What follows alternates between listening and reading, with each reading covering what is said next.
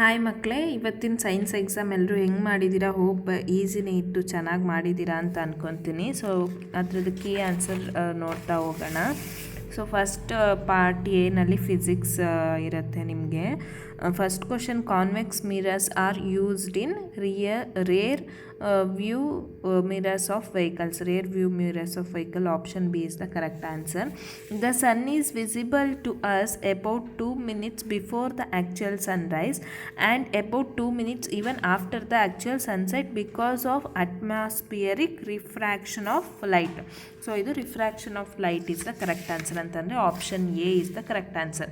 So a current carrying rod is placed between the poles of a horseshoe magnet. For the maximum displacement of the rod, the angle between the direction of electric current and the direction of magnetic field must be ಅದು 90 ಡಿಗ್ರಿನೇ ಇರುತ್ತೆ. So ನೋಡಿ, symbol of resistor ಈ ರೀತಿ ಬರಿಬೇಕಾಗತ್ತೆ. ಎಲ್ಲರೂ ಬರ್ದಿದ್ದೀರಾ ಅನ್ಕೋತೀನಿ. Two magnetic field lines do not intersect each other justify. ಯಾಕಂತಂದರೆ 2 point intersect ಆದಾಗ ಏನು ಎರಡು ಡೈರೆಕ್ಷನ್ನ ಪಾಯಿಂಟ್ ಮಾಡ್ತಾ ಇರುತ್ತೆ. ಸೊ ಅದಕ್ಕೋಸ್ಕರ ಅದು ಪಾಸಿಬಲ್ ಆಗಲ್ಲ. ಆ ರೀತಿ ನೀವು ರೀಸನ್ ಕೊಡಬೇಕಾಗತ್ತೆ. ನೆಕ್ಸ್ಟ್ ಇದನ್ನು ಸರ್ಕ್ಯೂಟ್ ಡಯಾಗ್ರಾಮ್ನ ಅಬ್ಸರ್ವ್ ಮಾಡಿ mention the direction of magnetic field that forms around the point P and around the point Q. So ನೀವು ನೋಡಬೇಕು, ನಾನು ನಿಮಗೆ ಹೇಳ್ಕೊಟ್ಟಿದ್ದೆ ಹೆಂಗೆ ಮಾಡಬೇಕು, ಯಾವ ಕಡೆಗೆ ಮ್ಯಾಗ್ನೆಟಿಕ್ ಫೀಲ್ಡ್ ಲೈನ್ಸ್ ಫಾರ್ಮ್ ಆಗುತ್ತೆ ಅಂತ. ಸೊ ಪಿನಲ್ಲಿ ನೋಡೋದಾದರೆ ಆ್ಯಂಟಿ ಕ್ಲಾಕ್ ವೈಸ್ ಇರುತ್ತೆ, ಕ್ಯೂನಲ್ಲಿ ನೋಡೋದಾದರೆ ಕ್ಲಾಕ್ ವೈಸ್ ಡೈರೆಕ್ಷನಲ್ಲಿ ಇರುತ್ತೆ. ಈ ರೀತಿ ಹೇಳ್ಕೊಟ್ಟಿದ್ದೆ ನಾನು ನಿಮಗೆ, ತೋರಿಸಿ ಈ ರೀತಿ ಇರುತ್ತೆ, ಈ ರೀತಿ ಅಂತ. ಸೊ ಅದು ನೋಡೋದಾದರೆ ಮೇಲಿಂದ ನೋಡ್ಕೋಬೇಕು, ಆವಾಗ ಕ್ಲಾಕ್ ವೈಸ್ ಡೈರೆಕ್ಷನಲ್ಲಿ ತೋರಿಸ್ತಾ ಇರುತ್ತೆ. ನೆಕ್ಸ್ಟ್ ಕ್ವಶನ್ ನೋಡೋದಾದರೆ ಸೊ ಈಸಿ ಇತ್ತಲ್ವ, ಎಲ್ಲರೂ ಮಾಡಿದ್ದೀರಾ. ನಿಮಗೆ ಎಷ್ಟು ಸ್ಕೋರ್ ಆಗುತ್ತೆ ಮೆನ್ಷನ್ ಮಾಡಿ. Explain Newton's experiment that shows the ಇದು ನಿಮಗೆ ಮಾಡೆಲ್ ಪೇಪರಲ್ಲೂ ಬಂದಿದ್ದು, recombination of spectrum of white light. So white light pass ಮಾಡ್ತಾರೆ, ಅಲ್ಲಿಂದ ರೆಡ್ ಮತ್ತು ವೈಲೆಟ್ ಲೈಟ್ವರೆಗೂ ಸ್ಪ್ಲಿಟ್ ಆಗುತ್ತೆ. ಮತ್ತು ಅದೇನೇ ಪ್ರಿಸಮ್ ಇಟ್ಕೊಂಡು ಪಾಸ್ ಮಾಡಿದಾಗ ಸೇಮ್ ವೈಟ್ ಲೈಟೇ ಬರುತ್ತೆ. ಅದನ್ನು ನೀವು ಬರಿಬೇಕಾಗತ್ತೆ. Next, write any 2 differences between near sighted myopic and far sighted hypermetropic eyes. So first myopic ನೋಡೋದಾದರೆ ಹತ್ರದಲ್ಲಿರೋದು ಏನು ಕ್ಲಿಯರಾಗಿ ಕಾಣಿಸ್ತಾ ಇರುತ್ತೆ, ದೂರದಲ್ಲಿರೋದು ಕ್ಲಿಯರಾಗಿ ಕಾಣಿಸ್ತಾ ಇರಲ್ಲ. ಅದನ್ನು ಕರೆಕ್ಟ್ ಮಾಡ್ಕೊಳ್ಳೋಕ್ಕೆ ಕಾನ್ಕೇವ್ ಲೆನ್ಸ್ ಯೂಸ್ ಮಾಡ್ತೀವಿ.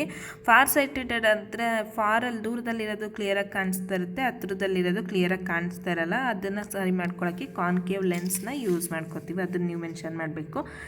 ನೆಕ್ಸ್ಟ್ ಇಲ್ಲಿ ನೋಡೋದಾದರೆ ರೇ ಡಯಾಗ್ರಾಮ್ ಕೇಳಿದ್ದಾರೆ, ರೇ ಡಯಾಗ್ರಾಮ್ ಬರಿಬೇಕು. ಅದ್ರ ಜೊತೆಗೆ ಅವ್ರು ಕೇಳಿದ್ದಾರೆ write with the help of ray diagram write the position at 2F1 ಅಂತ ಬರಿಬೇಕು. ಆ್ಯಂಡ್ ನೇಚರ್ ನೋಡೋದಂದರೆ ರಿಯಲ್ ಆ್ಯಂಡ್ ಇನ್ವರ್ಟೆಡ್ ಬರಿಬೇಕಾಗುತ್ತೆ. ಓಮ್ಸ್ ಲಾ ಸ್ಟೇಟ್ ಮಾಡಿ. Next, factors on which the resistance of a conductor depends length ಮೇಲೆ, area of cross section, nature ಮತ್ತು temperature ಮೇಲೆ ಇದನ್ನು ಬರಿಬೇಕಾಗತ್ತೆ.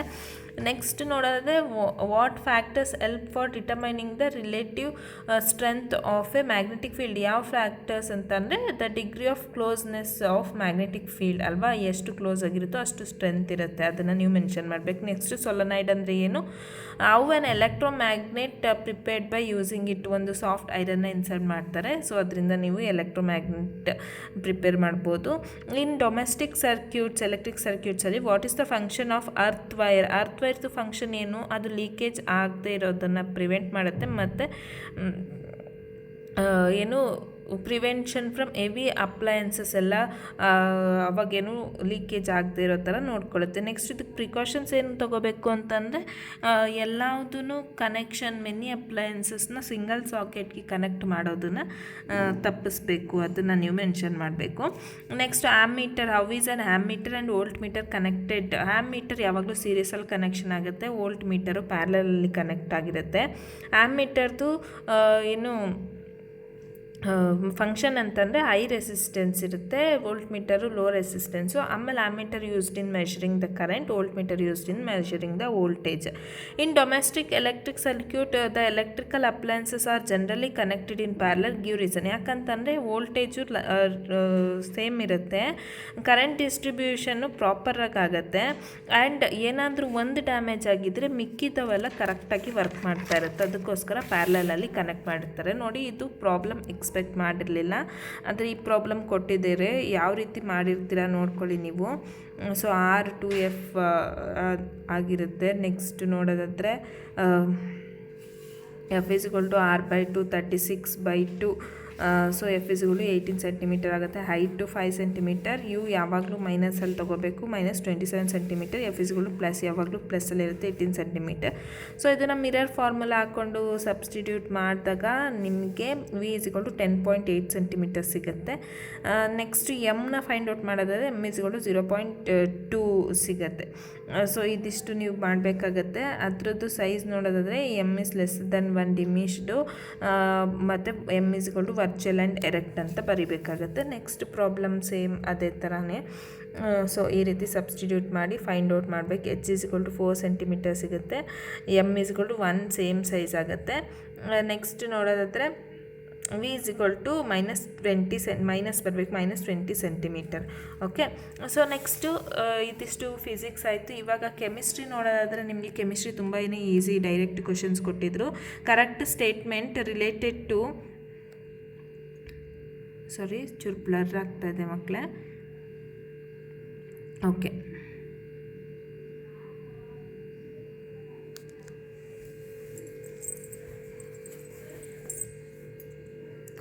So correct statement related to soaps among the following is ಕೇಳಿದ್ದಾರೆ.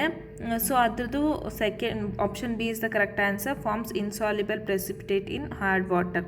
Next in this chemical reaction ಏನು ಕೇಳಿದ್ದಾರೆ ನೋಡಿ, copper oxide is reduce to form copper is the correct answer. Okay,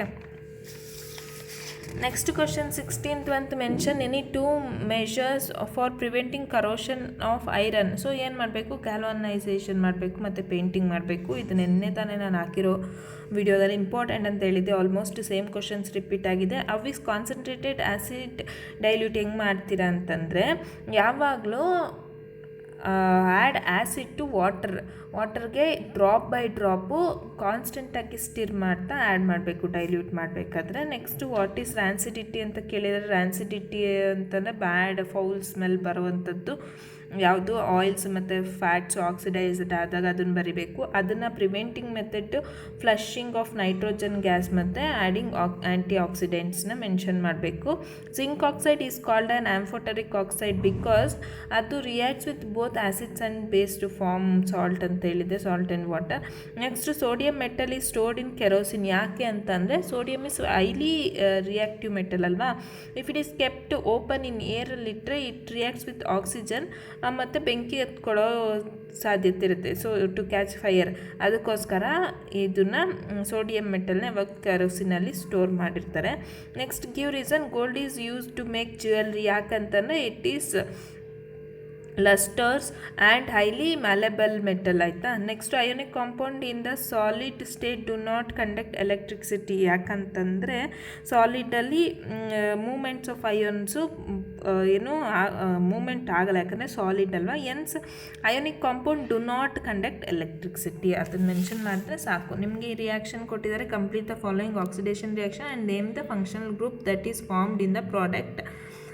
so ಈ reaction ನೋಡಿದ್ರೆ alkaline potassium permanganate form ಆಗುತ್ತೆ, or acidified potassium dichromate form ಆಗುತ್ತೆ. Next plus heat ಅದಾದಮೇಲೆ acetic acid ಆಗುತ್ತೆ.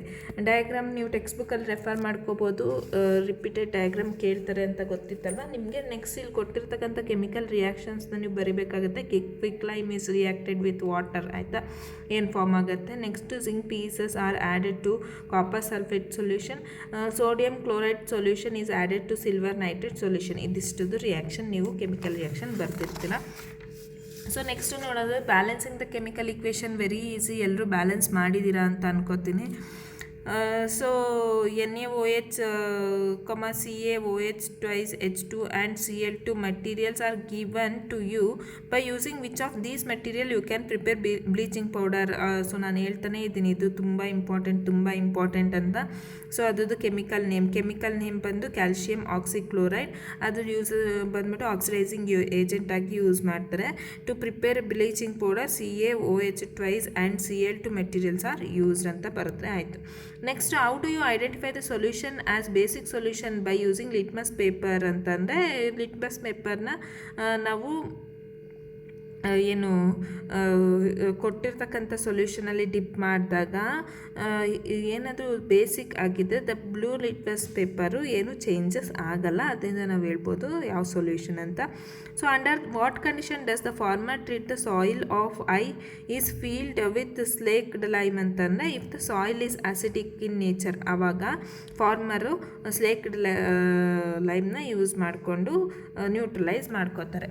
Okay, next ನೋಡೋದಾದರೆ write the any two difference between saturated and unsaturated carbon compounds ಬರೀತಿರೋ. Saturated ಅಂತಂದ್ರೆ single bond, unsaturated double ಅಥವಾ triple bond ಇರುತ್ತೆ. Saturated ಸೊಲ್ಯೂಷನ್ನು ಆಲ್ಕೇನ್ಸಲ್ಲಿ ನೋಡ್ಬೋದು, ಅನ್ಸ್ಯಾಚುರೇಟೆಡ್ ಸೊಲ್ಯೂಷನ್ಸ್ ಆಲ್ಕೀನ್ಸ್ ಮತ್ತು alkynes example. Okay, next structural isomerism ಅಂತಂದ್ರೆ ಏನು ಅಂತ ಕೇಳಿದರೆ having same molecular formula but different structural formula ಅಂತದನ್ನು ನಾವು ಸ್ಟ್ರಕ್ಚರಲ್ ಐಸೋಮರ್ಸ್ ಅಂತ ಹೇಳ್ತೀವಿ. ಸೊ ಬ್ಯೂಟೇನ್ದು ಕೇಳಿದರೆ ಸ್ಟ್ರಕ್ಚರಲ್ ಐಸೋಮರ್ಸು ನೋಡಿ, ಇದನ್ನು ಐಸೋಬ್ಯೂಟೇನ್ ಮತ್ತು ಬ್ಯೂಟೇನ್ನ ಬರೆದ್ರೆ ಆಯಿತು. Next electron dot structure of methane molecule ಕೇಳಿದ್ದಾರೆ. So this is the electron dot structure. Next ನೋಡೋದಾದರೆ biology. First question, the information source for making proteins in the cells is. Proteins ಅಂದಿದ ತಕ್ಷಣ ಎಲ್ಲರೂ ರೈಬೋಸೋಮ್ ಹಾಕಿರ್ತೀರ, but that is wrong. DNA is the correct answer. Okay, blood sugar level increases under secretion of insulin hormone ಅಲ್ವಾ. Swelling of neck ಇದು under secretion of thyroxine hormone. Type of asexual reproduction that occurs in spirogyra fragmentation ಬರ್ತಿರ್ತೀರಾ. Next what is the function of ozone layer. Ozone layer ಏನು ಮಾಡುತ್ತೆ, protects earth from harmful UV radiations ಅಲ್ವಾ. What is neuron ಅಂತಂದರೆ that is basic structural and functional unit of nervous system ಅಂತ ಬರೆದ್ರೂ ಆಗುತ್ತೆ. Next the events that occur during photosynthesis first absorption, next ನೋಡೋದು conversion of light energy to chemical energy, ಆಮೇಲೆ splitting of water molecules into hydrogen and oxygen, next carbon ಡೈಆಕ್ಸೈಡಿಂದ ಕಾರ್ಬೋಹೈಡ್ರೇಟ್ಸ್ಗೆ reduce ಆಗುತ್ತೆ. Okay, ಇದಿಷ್ಟು ಬರೆದಿರ್ಬೇಕು ಕರೆಕ್ಟಾಗಿ order wise. Next how do auxins promote the growth of tendrils. Auxins ಅಂತ ಅಂದರೆ growth hormone ಅಲ್ವಾ.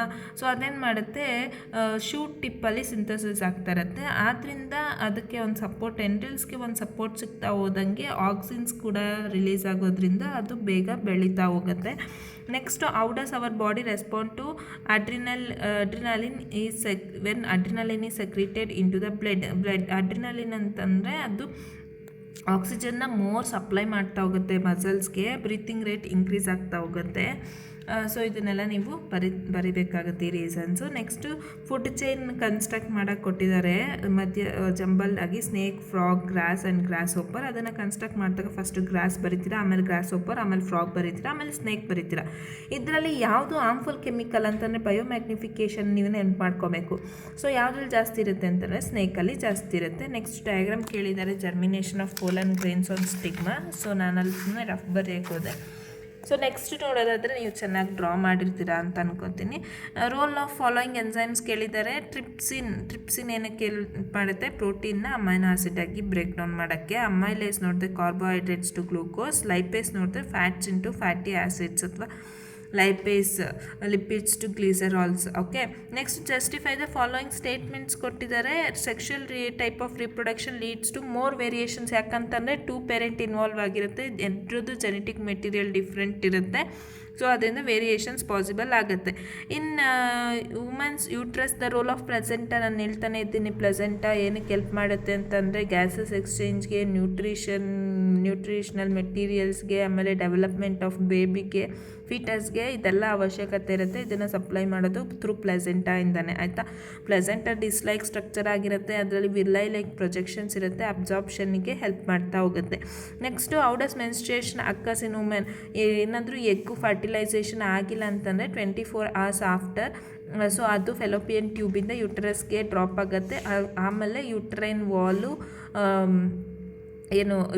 ವಾಲು ಬ್ರೇಕ್ ಡೌನ್ ಆಗುತ್ತೆ. ಇದರಿಂದ ಬ್ಲಡ್ ಮತ್ತು ಮ್ಯೂಕಸ್ ರಿಲೀಸ್ ಆಗ್ತಾ ಹೋಗುತ್ತೆ. ಇದನ್ನು ನಾವು ಮೆನ್ಸ್ಟ್ರೇಷನ್ ಅಂತ ಹೇಳ್ತೀವಿ. ಈ ರೀತಿ ನೀವು ಎಕ್ಸ್ಪ್ಲೇನ್ ಮಾಡಿ ಬರಿಬೇಕಾಗತ್ತೆ. In male reproductive system the testes are located outside the abdominal cavity in scrotum. Why ಅಂತ ಕೇಳಿದ್ದಾರೆ. ಯಾಕಂತಂದರೆ ಟೆಸ್ಟೀಸ್ಗೆ ಲೋ ಟೆಂಪರೇಚರ್ ಬೇಕಾಗಿರುತ್ತೆ, ಅದು ಸ್ಪರ್ಮ್ನ ಪ್ರೊಡ್ಯೂಸ್ ಮಾಡೋದಕ್ಕೆ. ಸೊ ಅದಕ್ಕೆ testis are located in scrotum area ಅಂತ ಬರಿಬೇಕು. ನೆಕ್ಸ್ಟ್ ಬ್ರೈನ್ ಡಯಾಗ್ರಾಮ್ ಬರೆದಿರ್ತೀರಾ ಅನ್ಸುತ್ತೆ. ಡೈಹೈಬ್ರಿಡ್ ಕ್ರಾಸ್ ಕೊಟ್ಟಿದ್ದಾರೆ, ಈ ರೀತಿ ಬರೀಬೇಕಾಗತ್ತೆ ನೀವು. ಪರ್ಮ್ಯುಟೇಷನ್ ಕಾಂಬಿನೇಷನ್ ಆ ಥರ ಬರೀಬೇಕು. 9:3:3:1 ರೇಷಿಯೋ ಬರುತ್ತೆ. ನೆಕ್ಸ್ಟು ಸೆಕ್ಸ್ ಡಿಟರ್ಮಿನೇಷನ್ ಕೇಳಿದ್ದಾರೆ, ನೀವು ಅದನ್ನು ಎಕ್ಸ್ಪ್ಲೇನ್ ಮಾಡಿ ಬರೀಬೇಕು. XX ಫಾದರಲ್ಲಿರುತ್ತೆ ಕ್ರೋಮೋಸೋಮ್, ಮದರಲ್ಲಿ XY ಕ್ರೋಮೋಸೋಮ್ ಇರುತ್ತೆ. When X is combined with X gives rise to girl baby, X is combined with Y chromosome, then that is gives rise to boy baby. ಈ ರೀತಿ ಮೆನ್ಷನ್ ಮಾಡಿ ಬರೀಬೇಕಾಗುತ್ತೆ. And father is the responsible for the sex of the baby ಅಂತಲೂ ಬರೀಬೇಕಾಗತ್ತೆ ನೀವು. How can the traits of organism be decided as either dominant or recessive. So ಹೆಂಗೆ ಅಂತಂದರೆ ನೀವು ಲಾ ಆಫ್ ಡಾಮಿನೆನ್ಸ್ ಬಗ್ಗೆ ಬರೀಬೇಕಾಗತ್ತೆ. ಸೊ ಟಾಲ್ ಫಸ್ಟ್ F1 ಜನರೇಷನಲ್ಲಿ ಇವಾಗ tall ಮತ್ತು dwarf ಪ್ಲ್ಯಾಂಟ್ನ cross ಮಾಡಿದಾಗ ಟಾಲೇ ಎಕ್ಸ್ಪ್ರೆಸ್ ಆಗುತ್ತೆ, because it has dominant character is expressed in F1 generation. ಅದಕ್ಕೆ ಯಾವುದು ಸಪೋರ್ಟ್ ಬೇಕಾಗಿರಲ್ಲ, ತನ್ನಕ್ಕೆ ತಾನೇ ಎಕ್ಸ್ಪ್ರೆಸ್ ಆಗ್ತಾ ಹೋಗುತ್ತೆ. Next explain briefly the role of haemoglobin pigments present in the hour blood. Haemoglobin ಅಂತಂದರೆ ರೆಡ್ ಕಲರ್ ಪಿಗ್ಮೆಂಟ್, ಅದಕ್ಕೆ oxygen ಜೊತೆ ಜಾಸ್ತಿ ಅಫಿನಿಟಿ ಇರುತ್ತೆ, ಅದೆಲ್ಲೆಲ್ಲ ಹೋಗುತ್ತೆ, ಆಕ್ಸಿಜನ್ನು ಕೂಡ ಅಲ್ಲೆಲ್ಲ ಮೂವ್ ಆಗುತ್ತೆ. ಸೊ ದಟ್ ಆಕ್ಸಿಜನ್ನು ಎಲ್ಲ ಪಾರ್ಟ್ಸ್ಗೂ ಸಪ್ಲೈ ಆಗ್ತಾ ಹೋಗುತ್ತೆ. ಇದನ್ನು ಬರಿಬೇಕಾಗತ್ತೆ. What are the different strategies of excretion found in ಪ್ಲ್ಯಾಂಟ್ಸಲ್ಲಿ ಏನೇನಾಗುತ್ತೆ, ಎಕ್ಸ್ಕ್ರೀಷನ್ ಯಾವ ರೀತಿ ಆಗುತ್ತೆ ಅಂತಂದರೆ, ಒಂದು ಕಾರ್ಬನ್ ಡೈಆಕ್ಸೈಡ್ ಎಕ್ಸ್ಕ್ರೀಷನ್ ಆಗುತ್ತೆ ರೆಸ್ಪಿರೇಷನ್ ಮೂಲಕ. ಆಕ್ಸಿಜನ್ನು ಫೋಟೋಸಿಂಥಸಿಸ್ ಆಗಬೇಕಾದ್ರೆ ಆಕ್ಸಿಜನ್ ರಿಲೀಸ್ ಆಗ್ತಾ ಇರುತ್ತೆ. ಆಮೇಲೆ ರೆಸಿನ್ಸ್ ಆ್ಯಂಡ್ ಗಮ್ಸ್ ಮೂಲಕ ಆಗುತ್ತೆ. ಕೆಲವೊಂದಷ್ಟು ಲೀವ್ಸ್ಗಳು ಕೂಡ ಉದ್ರೋಗೋದ್ರ ಮೂಲಕ ಆಗುತ್ತೆ. ಕೆಲವೊಂದಷ್ಟು ಎಕ್ಸ್ಟ್ರಾ ಕೆಮಿಕಲ್ಸು ಸಾಯಿಲಿಗೆ ಥ್ರೋನ್ ಔಟ್ ಆಗುತ್ತೆ ಡಿಫ್ಯೂಷನ್ ಮೂಲಕ. ಇದಿಷ್ಟನ್ನು ನೀವು ಮೆನ್ಷನ್ ಮಾಡ್ಬೋದು. ಸೊ ಎಲ್ಲರೂ ಹೇಗೆ ಬರೆದ್ರಿ, ಎಲ್ಲ ಆನ್ಸರ್ಸು ನಿಮ್ಮ ಓನಾಗಿ ಬರೆದಿದ್ರು ನೋ ಪ್ರಾಬ್ಲಮ್. ಆನ್ಸರ್ಸ್ ಕರೆಕ್ಟಾಗಿ ರಿಲೇಟೆಡ್ ಆಗಿ ಇದ್ದರೆ ನಿಮಗೆ ಮಾರ್ಕ್ಸ್ ಸಿಗುತ್ತೆ. ಚೆನ್ನಾಗಿ ಬರೆದಿದ್ದೀರಾ ಅನ್ಕೋತೀನಿ. And thank you for watching.